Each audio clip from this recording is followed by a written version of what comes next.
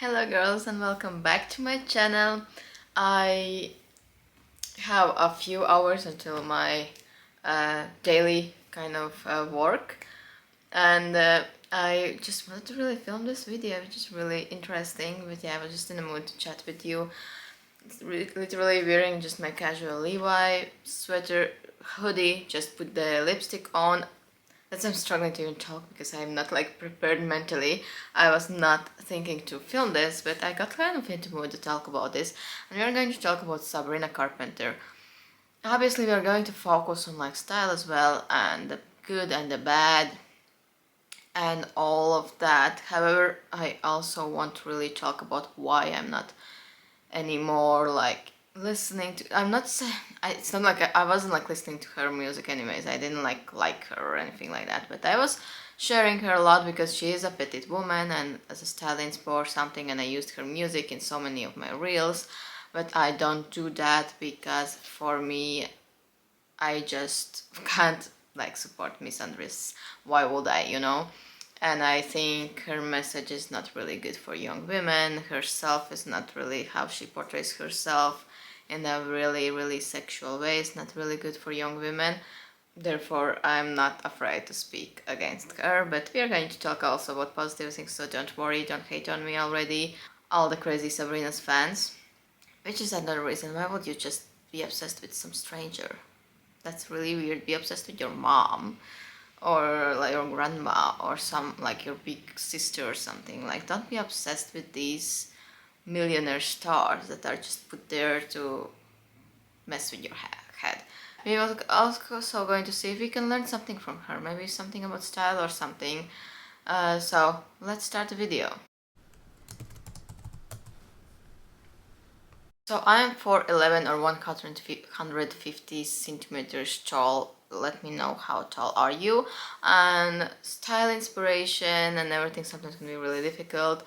I have never really liked following trends, so that's not like really issue for me. But sometimes when there are trends, that's also what you can find in the stores, and sometimes it just doesn't go with your style, doesn't go with your body. So I can understand how difficult it is to style your petite height. And I do think that I'm trying to share more like timeless style and myself to find like this nice balance between like some personal creative style while also having like timeless pieces. So that's what I'm working on right now. So first, the positive aspects, why she matters for petite women, because I think, and I actually don't think like that, but I have noticed that for so many people, it's a representation, which I don't know. I'm like, just do what you want to do. We are finally in this world where you actually can do what you want to do if you want to do it, and nothing can really stop you. Just follow your dreams. There are very short women even in basketball. If you really work for it hard, if you show your talent, if you work hard and show that you can do it, then you can do it. And there are sometimes things that you can't do it, then you can't do it, and that's it. Focus on something else. You can't change biology. There are things you can. So, but I know that for so many, there's this representation that you really need, that you really love. So Sabrina Carpenter is that. She's one of the most famous now pop stars, and she's like representing like petite women. So I get that. Unfortunately, in my opinion, that's not a good representation, not a healthy representation. I really like to focus more on like more elegant and classy representation, like Eva Longoria, Beckham, Victoria Beckham. Who else is there? There's so many more. You could check on my blog and everything. I'm talking about them a lot. I should like actually probably write about someone else again. It has been a long time since I talked about them. Oh, the Sex and the City star. I forgot suddenly her name. But yes, her Carrie Bradshaw. I think Sabrina Carpenter is a like voice maybe sometimes for us.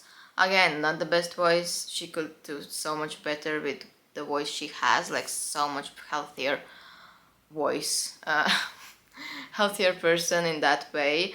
But she is a voice, and she shows that you can do it. You can be powerful, you can be strong, you can follow your dreams even if you're petite. And I do know, and it is true, that it's sometimes to be seen and or taken seriously, we have to work harder.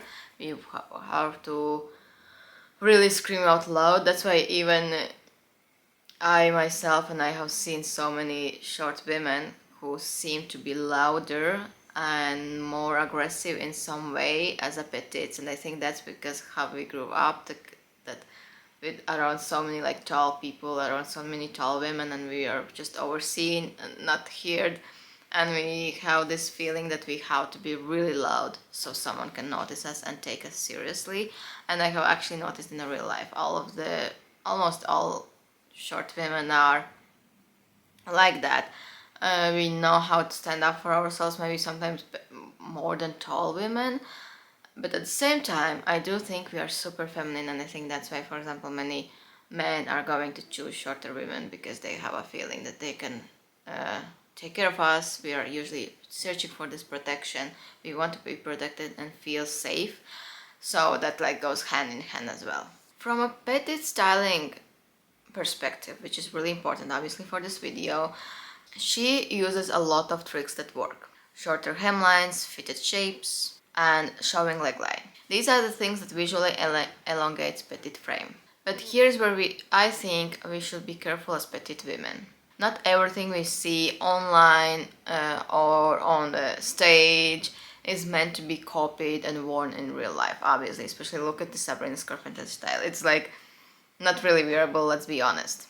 There's a difference between what you wear on the stage, the like shows, and everyday life. You don't have to wear it on the street. I don't want to even express or tell you how you're going to look like, or like who you're going to look like, but you can imagine what I mean. As a petite woman, it's really important that we don't feel like we have to act or present ourselves like someone else, or like copy someone else to be seen. Confidence definitely doesn't come from copying someone else. It's quite opposite. You have to find the personal style, something that makes you feel good and confident. It comes from understanding your style, what makes you feel good, what makes you look good, and work with your proportions. Especially as a petite woman, it's very important. The proportions is like number one fashion style tip. And that's why I'm saying I really hate in general that women really follow these toxic influencers and women and stars and something like that. Why you do that? For what reason? They can't relate to you. Their life is so much different. They're talking about politics, about safety or danger or something, while they have bodyguards all the time with them, security guards. They are living in these mansions with cameras, with protections. They don't live among you. They don't understand your problems. They don't have economic problems. They don't have any other problems. So why would you even follow or listen to someone like that? Like, go talk to your grandmother how to be a woman. Go talk to your mom, to your aunt, whoever you have in your family. Don't listen to this. So instead of asking, should I dress like her, should I act like her, should I be like her, think about, okay, is there something positive I can take from this? Is there something that might positively change my life? And if not, then just keep walking. Look away. Here I wanted to just mention the last thing and talk about her being really misandrous lately and being very, very toxic, that you would never let do men say about a woman. And she just being like, let's like hate on all men, let's like talk trash, all the things. Like, why and how? Don't you have brothers? Don't you have cousins? Most men that you have walked by didn't even notice you. They didn't even touch you. They didn't even call anything at you. They didn't look at you. Maybe that's the problem. Maybe that's why you're mad. I don't know. Most men don't give a F about you being a woman walking there on the street. They're just doing their work. Actually, I want to give you even a challenge.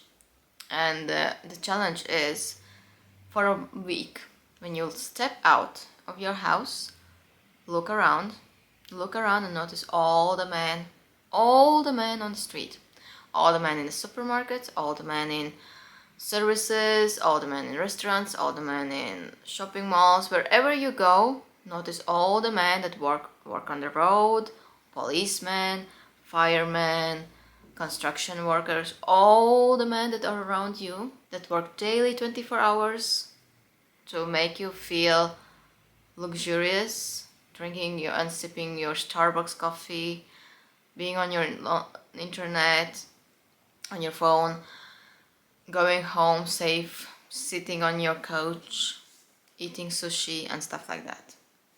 Notice that's a challenge because most women don't notice this man. They don't.